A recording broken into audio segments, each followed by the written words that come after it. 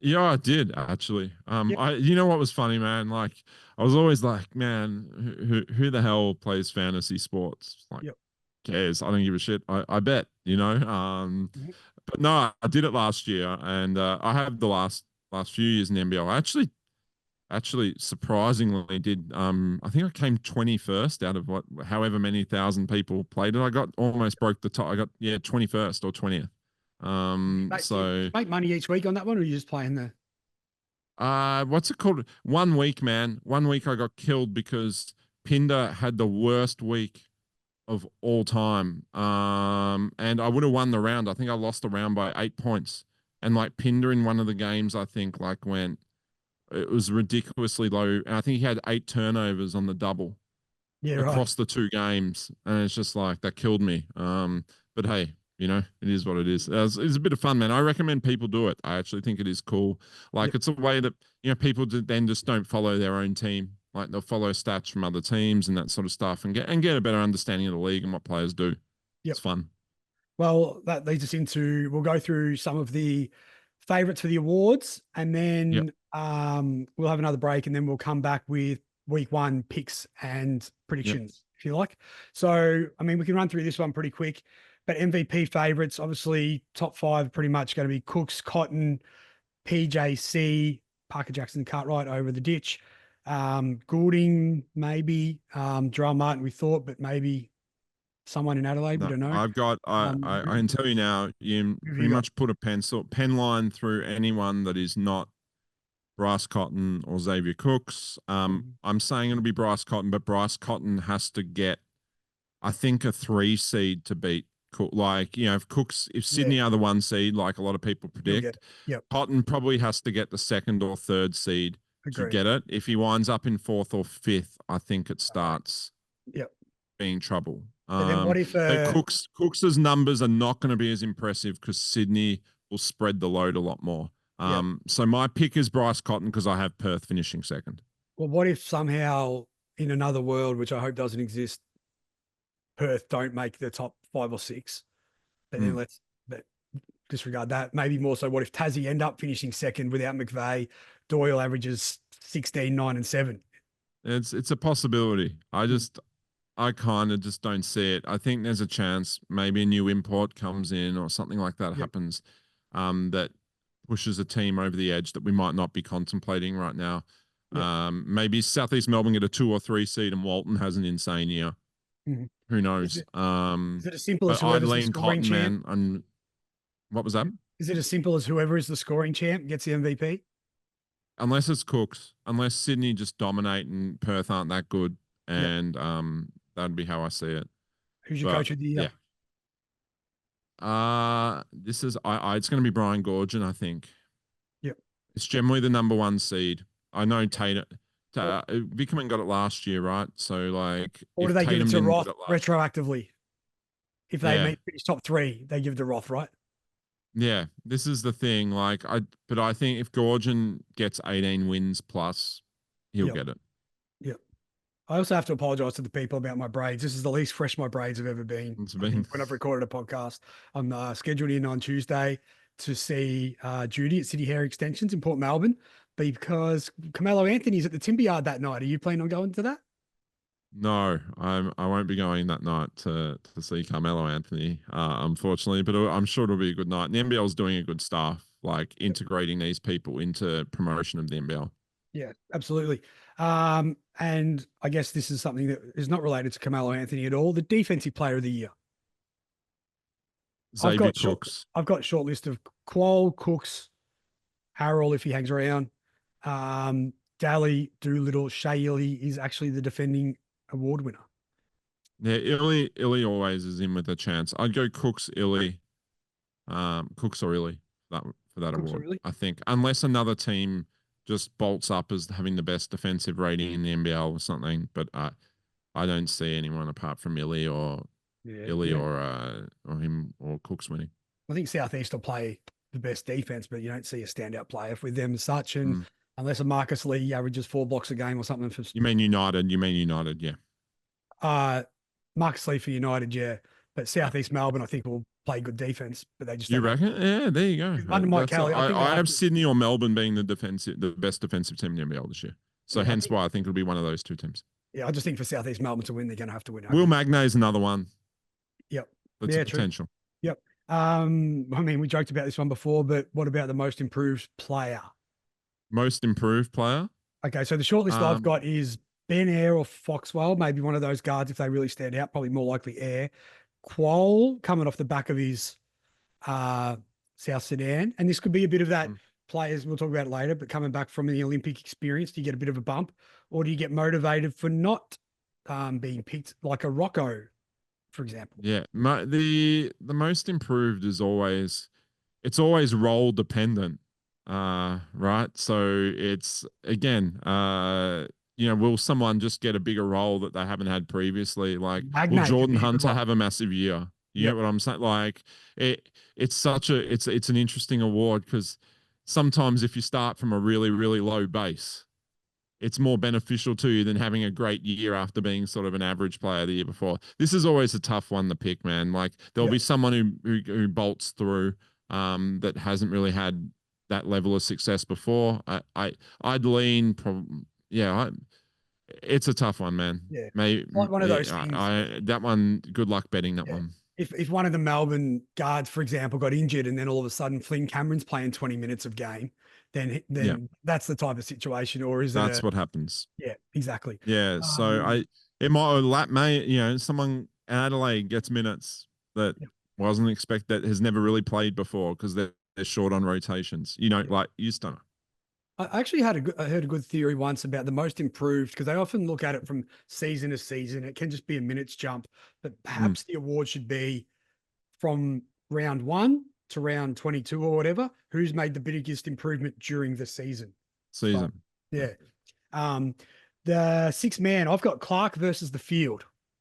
Would you take Ian Clark or are you taking the field? I think there's a chance this is Cam Oliver, man. Okay. Yep. If Cam Oliver comes off the bench, I'm giving the award to Cam Oliver. Particularly if they win 20 odd games. Yeah, it'll be Cam. If Cam Oliver, even if they come second, it'll be Cam Oliver. Yep. He'll just have a bigger role than Ian Clark. Yep. Simple. And But who'd you that's give? if that holds up. Otherwise, I kind of agree. Ian Clark. Yep. And who'd you give us for your best youth player, Rocco? Best youth player. It's a tricky I one. kind of like. I I think it'll be one of the next stars. Yep. I like the look of Malik Lewis at Southeast Melbourne. Mm-hmm. Almansa depends on the role. Really gives Almansa. Yep. So one of those two guys for me. Yep. Cool. And is there anything I've missed? Dunk of the year. What about that one? This is always difficult, man. I'm not sure. It was easy. Cheatham was an easy pick last year for that stuff. But this year, We didn't talk who about the knows, headbutt. man? Who was the guy who threw the headbutt? Gillespie? He could be a candidate. Gillespie, yeah. Yeah, yeah. Do No, we need to I talk don't about know. the headbutt or not? It's this stuff's hard. Maybe Cam Oliver. Yep. Do you want to talk about the headbutt or no? Yeah, I'll talk about the headbutt. Something or nothing? For those who It's missed it, something. Friday night's It's this. Well, games. you've seen the verdicts come in. It's a 1 game suspension. Oh, that coming hasn't. Sorry, you're more on the pulse than I am. Yeah, I got a Friday text night, before. last game of the Blitz for Sydney and New Zealand. Yeah, Hardly 10 seconds left in the game. Sean Bruce and Gillespie walk up to each other. Gillespie puts his head down and whispers something in his ear. At the same time, Sean Bruce chests him up. This is exactly how it happened, isn't it? yeah, Not just how I saw it through rose-colored glasses. yeah. Anyway, No. Sean Bruce all of a No, sudden. my view on it, my view on the headbutt is that the NBL never treated headbutt seriously, man. Like Vic Law headbutted Deng, and everyone said, "Oh, it's a flop, it's a flop." He still threw his head at him, man. Yeah. Same as Sobey in that grand final series. Yeah, Sobey got kicked out for half a game, whatever, for throwing the headbutt. But realistically, you do that shit elsewhere in the world. Like, you're kind of spending some time on the sidelines, including the NBA, EuroLeague, etc. I just Yep. think the head is like sacred. You don't kind of mess around with it. And I think the NBL should send the message with this sort of stuff, but at the same time, they haven't with Vic Law and Nathan Sobey. So how do you the precedent is there that they just do not worry about this too much. Hence why you see a 1 game suspension again. Yeah. I think another thing, though, I mean, we saw it a bit last year, is contact to the head when guys drive, I mean, your head is at elbow height for guys trying to block your shot. But a lot of Mm, time we see it with Harden who cocks his head back. But when guys are attacking the hoop, your head is going to be, I guess, exposed a little bit. And that's where sometimes it can get a little yeah. bit tricky. But Yeah. most, Just you have to be careful going into guys and then just throwing a headbutt forward. Like in play, accidents happen, man. yep. But when you're actually literally going up to a guy and throw it and leaning forward with the head, like, Mm. no thanks, out of the Yeah. game, thanks. But if they're both the same size, I don't think that contact happens like that. Yeah, probably not. But Yeah. again, who knows, man? Yeah. Yeah. All right. When I see you next time down at the bar, we'll try and reenact it and see what happens. Yeah, that's it. See what happens. I'll play the role of Gillespie. Oh, boo. Yeah. Most under the radar / nobody believes in us team. You mentioned earlier, Southeast Melbourne. and I kind of have them down. Are they a Ewing theory candidate as well without Mitch Creek? So for Ewing theory means that when you take a star player off that team, the team actually becomes better. No, but I think the roster is better. Like I think the imports are better now. Mhm. That would be my that'd be my viewpoint on them. Is I think Walton is a good player to have. Like if you start with a good import point guard in the NBL, generally you're halfway there Yeah. to being a decent playoff team. And I kind of feel that way about Southeast Melbourne. I just know what Walton is. He's a good basketball player. Yep. Reduces some of the risks of Sobe. Do I think this team would be better with Creek? Maybe. I like, and that's not a knock on Creek in any sense, but I like their imports. So I think the imports that they've kind of replaced him with, like I like the mix of Hurt and Wieskamp Well, coming even into the with lineup. and Williams did foul a lot, which Yeah, did throw I didn't things love back. Williams, man. I just got exposed on high pick and roll all the time. Yeah, And they exactly. just didn't know they could never it's the most overrun system in basketball. Everyone runs high pick and roll now. So if you get yeah, Williams was just not good in that environment, man. Just could not get across, could not slide across. So What do you think yeah. of him as I an liked Alan Williams. I thought he was tough. I thought he was big. It just like in the start when NBL teams just run that night in, night out, it's just gonna cause problems. Yeah, if he had another big guy next to him that was reliable, he'd probably be a little bit more valuable. What did Mm. you think of him as an announcer? I don't like players announcing, man.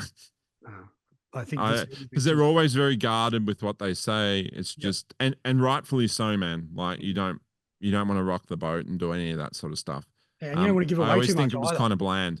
And to be honest, man, in fairness to them, the games in which they get the games in which they get players to commentate Yep. are generally the around Christmas, just after Christmas. Everyone else is on holidays, and they're these Correct. shitty games in the middle of the Yeah. week between It's two like bad teams Illawarra in New Zealand or Cairns on and a Wednesday night yeah, in exactly. January. Yeah, but that's why they So do it. like they're not getting prime time Saturday night games between like Sydney and Melbourne United or Sydney and Perth. That's not happening.